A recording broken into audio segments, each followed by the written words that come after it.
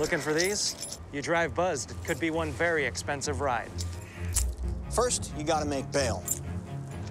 Then pay me to get your car back. Your insurance premiums will go through the roof. And my legal fees just keep adding up. All told, it could end up costing you $10,000. Nothing kills a buzz like getting pulled over for buzz driving, because buzz driving is drunk driving. You know what, guys?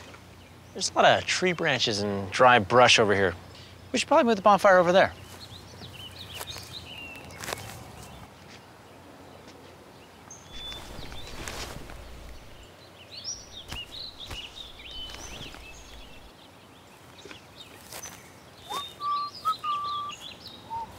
I'm guessing Smokey liked that idea.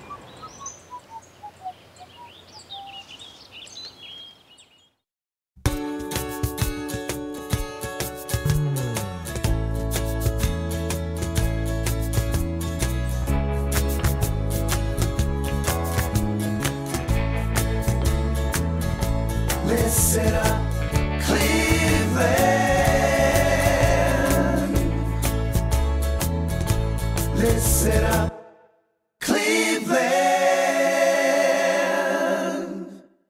Welcome to Listen Up Cleveland. I'm your host, Leah Haslage, and today we're at Edgewater Park and Beach, showing you the multitude of ways you can have fun all year round.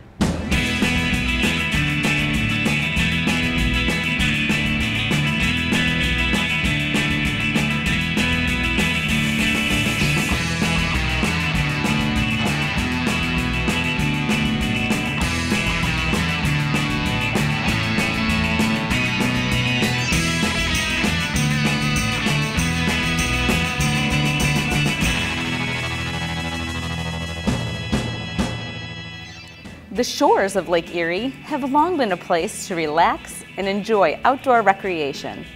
In 2013, the Cleveland Metroparks took over operations of Edgewater Park and Beach, making it a more safe and fun atmosphere. Well, initially, clean and safe was our mantra at all of our lakefront parks. So especially at Edgewater, clean and safe is held true. We've really taken a lot of time to manicure the park, add receptacles where needed, raise the canopy of the trees, increase the sight lines. In partnership with Northeast Ohio Sewer District, we have some beach cleaning equipment. Daily we clean the beach, actually deep tining and grooming out all of the debris that are in there. So now folks have no problem running through with their shoes and sandals off. So it's a really exciting time to be down here at Edgewater. We offer a lot of different activities. You can rent umbrellas, you can do stand-up paddleboarding and kayaking, and all of those things are only going to keep improving as we keep making these improvements, building the new beach house. So there's always activities going on. You can always go to clevelandmetroparks.com and see all of the fun things that are happening all summer long.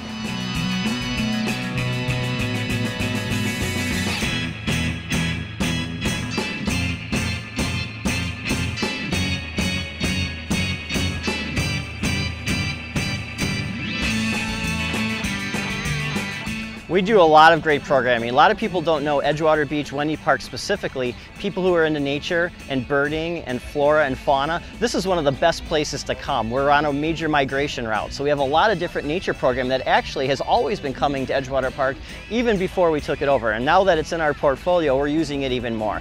Tons of programming, camps coming down here, kayak, stand-up paddleboard groups that are coming down here all the time. So we encourage everyone, clevelandmetroparks.com, and you can find out all the information. Lifeguards are on duty down here at Edgewater 7 days a week.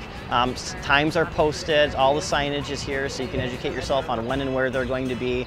Very friendly staff. Always feel free to go up, ask a lifeguard, and find out what's going on.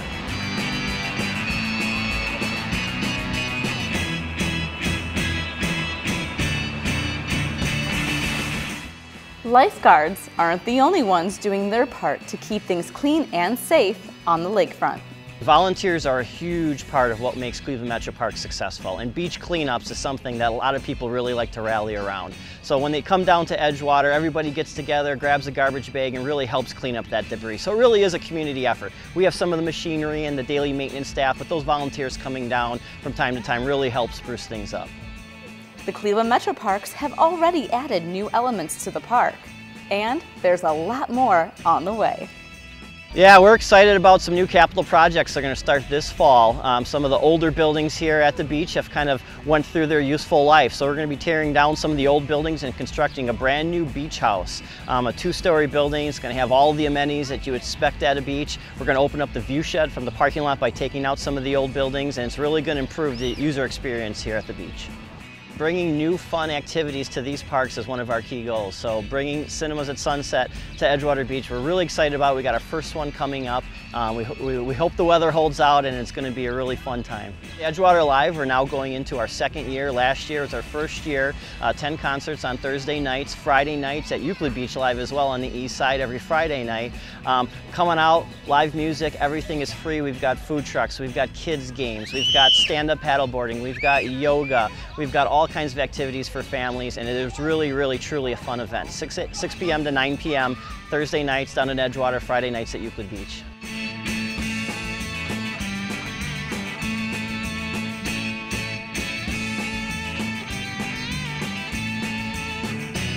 We took over Wendy Park December 17th. So Wendy Park is something new in our portfolio this year, and it's a natural connection to Edgewater Park. It's also going to be a natural connection to the towpath, Rivergate Park down in the flats. Eventually we're going to have a bridge that comes right into that park, so you'll be able to connect to all of that right through Edgewater Park.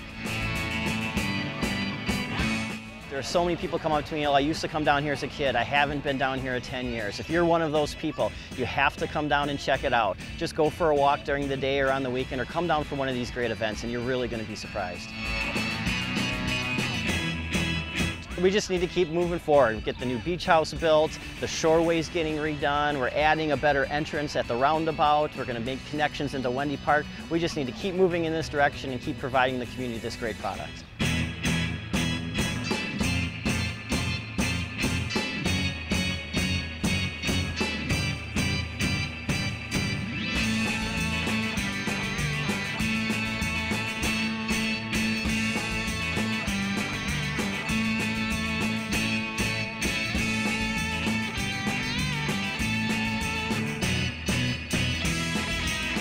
For more information, visit clevelandmetroparks.com.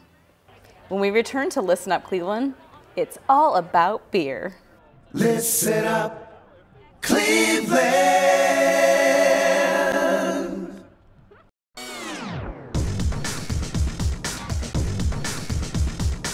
For an in-depth look at local news and events happening in our great city, tune in to TV20's Weekly News Wrap-Up, where you get the whole story. Daily at 7 a.m., noon, and 6 p.m. Only right here on TV20. TV20, we are Cleveland. They told me a bottle couldn't dream. That I would never become a superhero.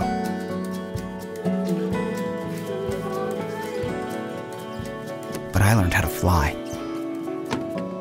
Just to come back in a new disguise. And be the hero that I've always wanted to be.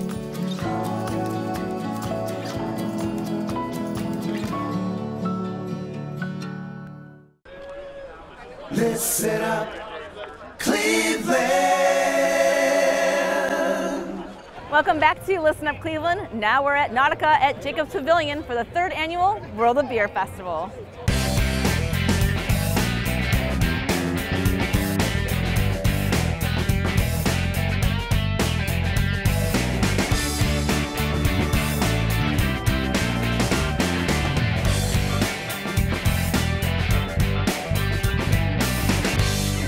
All About Beer magazine started the World Beer Festivals 20 years ago.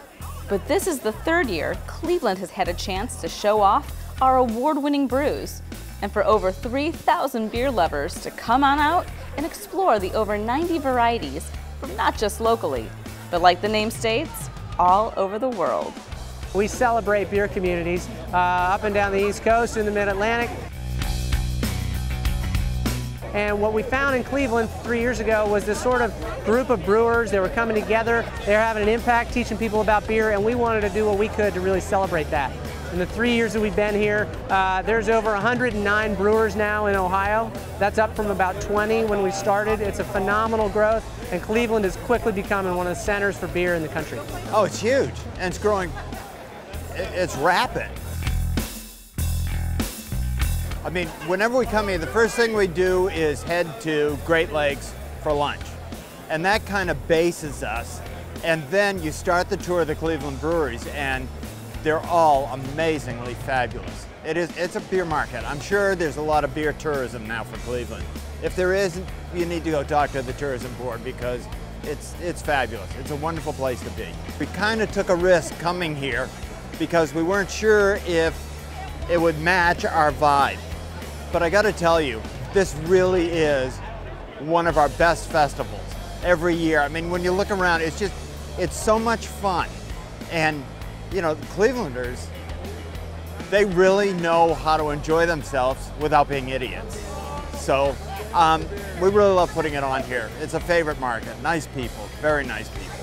All About Beer magazine is a 35-year-old publication dedicated exclusively to beer for consumers. There are a lot of other beer publications, but their focus is more on trade and things like that, but we're focused on the consumers. It's kind of like wine magazines. All of the work that we do in the magazine, we actually call it a festival in print, all the work that we do in the magazine is designed to expand your understanding, your appreciation, your romance of world beer culture.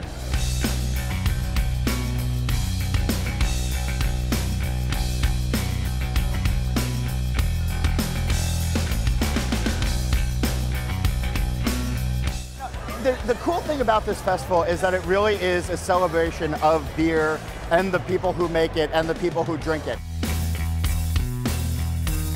And it's a really cool opportunity for people to come together from the consumer side and the production side and meet each other and learn about beer and taste different things. And for the magazine, it's cool because I get to come to Cleveland, which is really one of the country's great beer cities. And Ohio in general is a really great beer state. And I think one of the problems that if you're from outside the area is that you're not thinking of Ohio and beer at the same time. You might think of Oregon, or you might think of Colorado or Vermont, but the fact is, pound for pound, Ohio is making really great beer, and everybody from around the country should be coming and visiting here and drinking a lot of beer and then going home and telling their friends and then coming back. And that's what I like to do, and that's why I enjoy coming here every single year for this festival, because it's just, we also have this really cool setting. We're in this really cool place, and like, there's a lot of energy happening in Cleveland right now, so I'm just excited to be here drinking beer. You know, there's a lot of choice out there in the market these days. There's a lot of brewers, so we have a staff that actually looks at all of the beer and then really tries to get a good mix going. And they want to get people or breweries from around the country, but also from around the state, to have a really good representation so that you're not walking from tent to tent to tent drinking the exact same thing over and over again. So we're really trying to find flavorful beers that use different ingredients that really showcase the best of American beer these days. So it's not an easy task, but it's one that we like doing every year.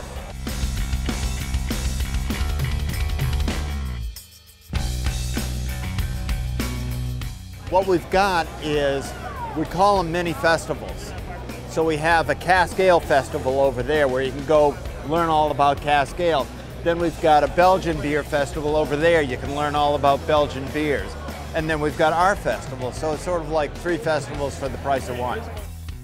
Just like food and fashion has trends, so does the world of beer.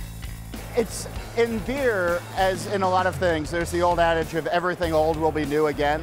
So we're definitely seeing a resurgence of lagers these days. Very crisp, clean, pure, flavorful lagers that have some nice earthy hop characteristics and also have some nice bready malt characteristics as well. It's your lawnmower beer. It's your grandfather's beer made by modern brewers. And there's nothing wrong with that. And we're seeing a lot more of them these days. And for me, that's personally exciting. And we're also seeing a lot of experimental hop varieties. The hop farmers are coming up with new flavors, and they're adding so much to the beer these days. So you're now getting flavors of blueberry and peach and strawberry and other things from hops that 10 years ago we couldn't get, and it's really exciting time. So lagers and hops, they've been around forever, but they're somehow new and exciting.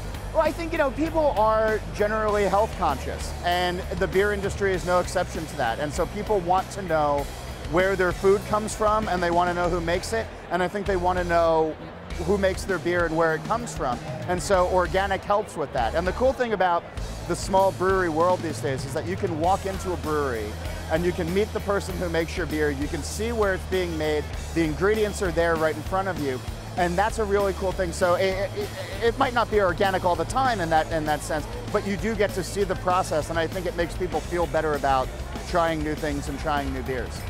There's been such a growth in beer today with all the brewers in the country.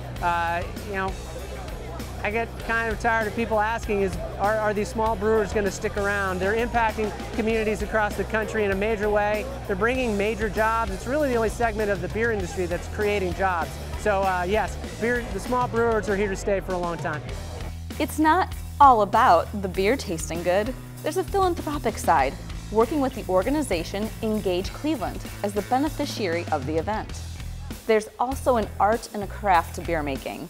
Educating festival goers is one of the main goals of the event. And that's part of our educational commitment, and we'll get brewers up there that'll talk about their beers and what's the hop ratios for this and where did the malt come for that. That's just helping people understand better what they're doing. The world of beer has changed dramatically in 20 years. And a lot of people, they're excited about it. We help them know what's going on. We help them, like, sour beers. Yeah, I really like sour beers. Well, do you like Brettanomyces? Do you like Lactobacillus? And help them understand it so that they can go farther with it.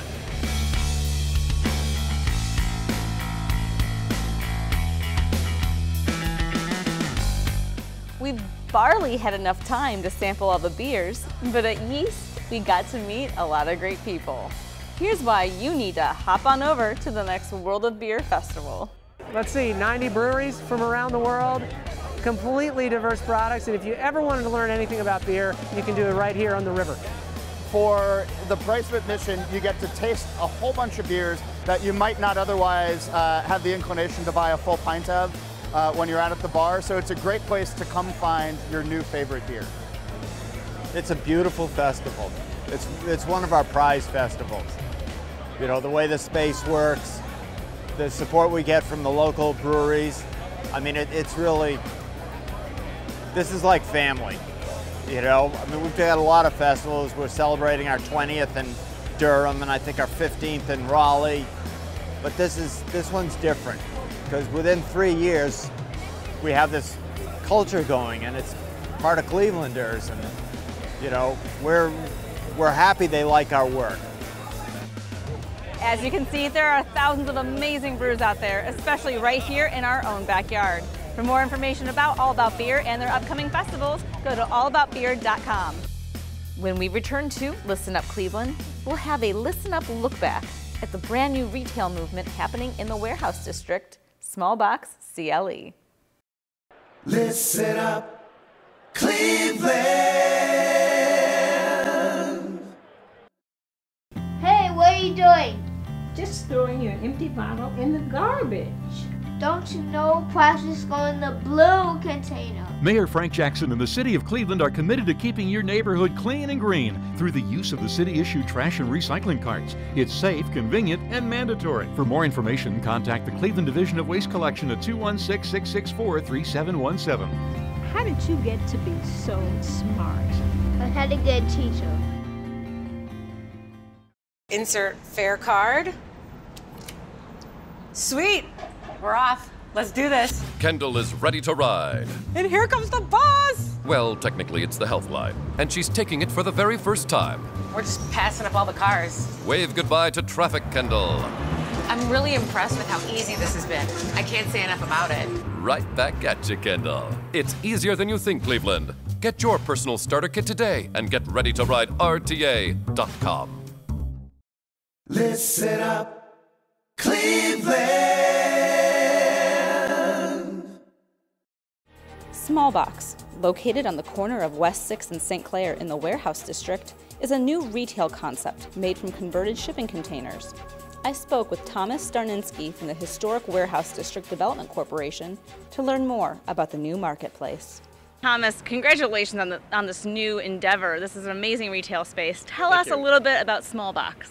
Well, Small Box is the warehouse district's answer to a problem about retail that we have in the district, where when we're trying to get small businesses in the district, the spaces are just too large. And so we're borrowing an idea from other cities that have been successful at putting retail in repurposed shipping containers, where we're, as you can see, we're cutting a storefront into the side and turning it into 160 square feet. And because of that, it's a perfect low floor of entry to small businesses and other businesses, so that we can improve the market of retail in the district and downtown as a whole. Well, yeah, because there's a lot of residents and people that work downtown, so it's Right. more accessible for them. Correct, right. And then there's also the environmental sustainability of this as well. Yeah, I mean, we're reusing a parking lot, we're using the shipping containers, and it's really exciting how we're able to kind of create a really dynamic marketplace in a special place with the park, and also continue the conversation about retail. Yeah, tell us about this park that's right next to the shipping container. Well, it's part of the Warehouse District Development Corporation's plan to add green space for and respites for residents and office workers. And so we're always looking for places that what we call stealing spaces, because you can't really convert this parking lot into a park because it doesn't really generate revenue, and that's not really what they're looking for. But when we can find places to steal spaces, like we've done here, that's what we're doing. So Weston, who owns this parking lot, has generously donated the first 9 spaces for these. For the first 2 are is for the park, and then the last ones are for the 3 boxes that'll eventually all be here. Yeah, now I know we're starting off with 3. Is there any plans to expand from that in this area or throughout downtown Cleveland? We're hoping for, you have the Browns here now, and in about a month we'll have a Banyan Box and the wardrobe, and we're hoping to use that this fall to fundraise for 2 more that we would bring out in the fall, in the spring of 2015. Now, how did you choose these 3 businesses to be the first 3?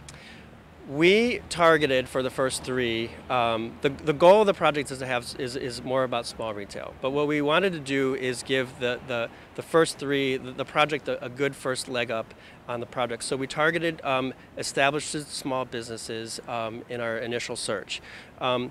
In our initial search, we came across an opportunity through Downtown Cleveland Alliance to introduce the project to the Cleveland Browns, and they were interested in it.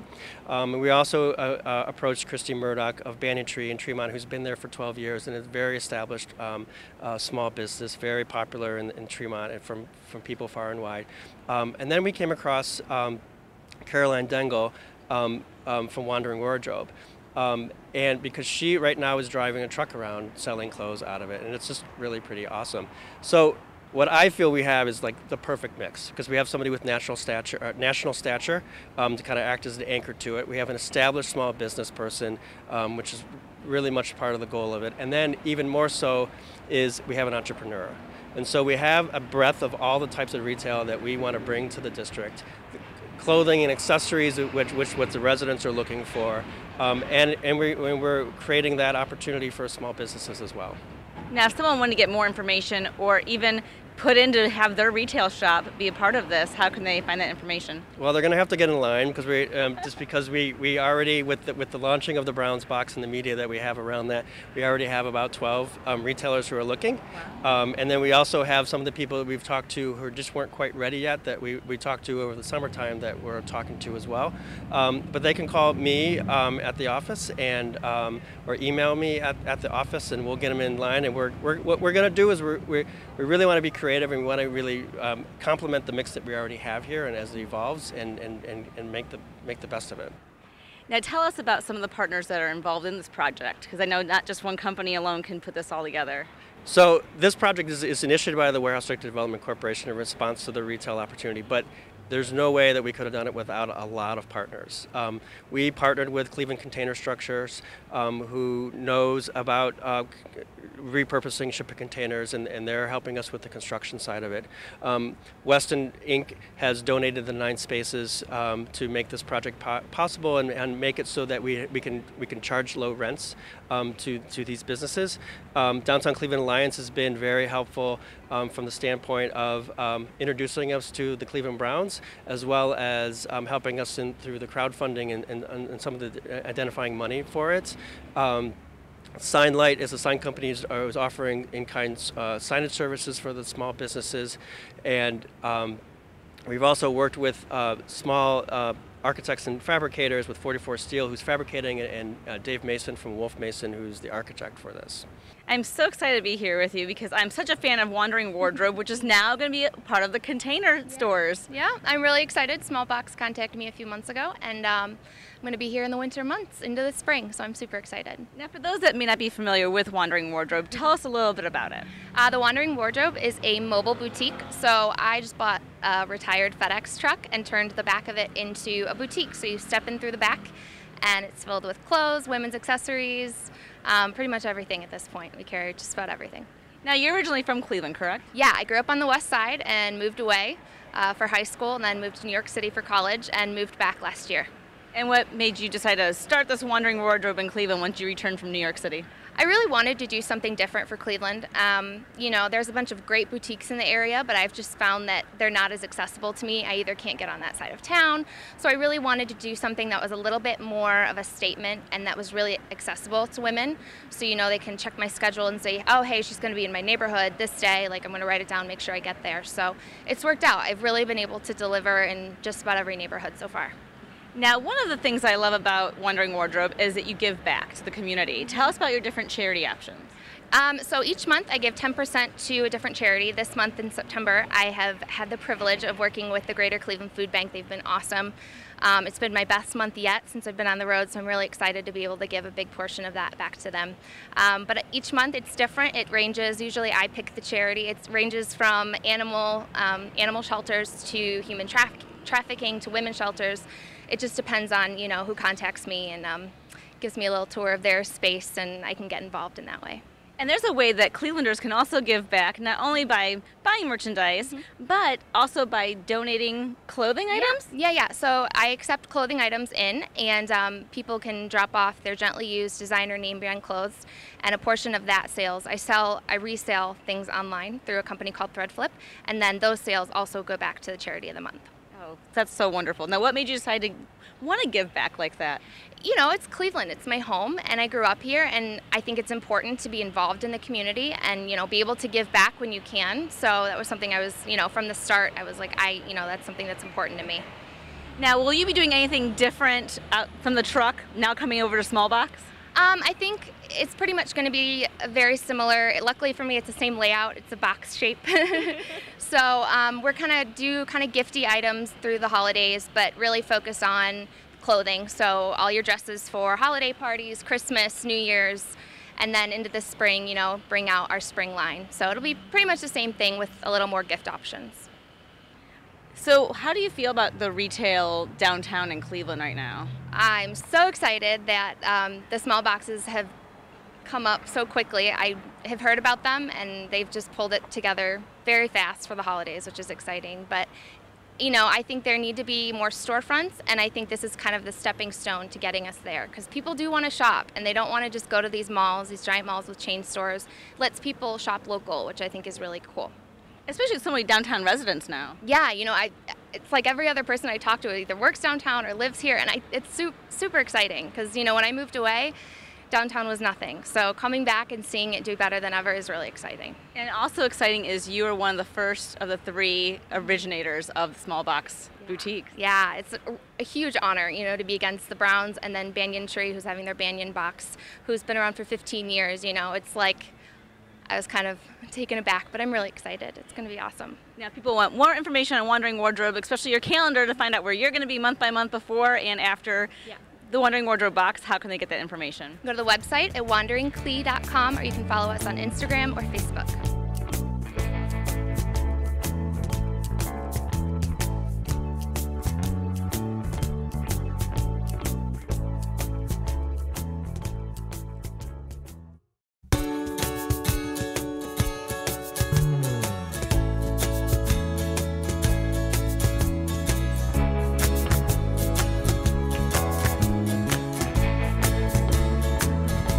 Listen up,